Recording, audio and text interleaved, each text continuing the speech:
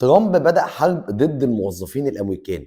اللي حصل إن هو طلب من إيلون ماسك إن هو يراقب أداء موظفي الحكومة الفيدرالية.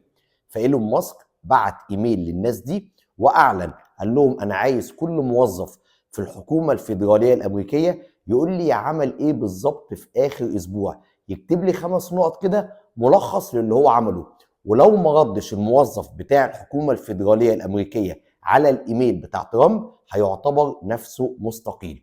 طبعا هنا ترامب بيواجه التضخم بحاجتين. رقم واحد ان هو عايز يقلل الانفاق الحكومي، فبالتالي هيبتدي يقيل مجموعة كبيرة جدا من الموظفين الامريكان عشان يخلي مرتبات الحكومة تقل وبالتالي التضخم يقل.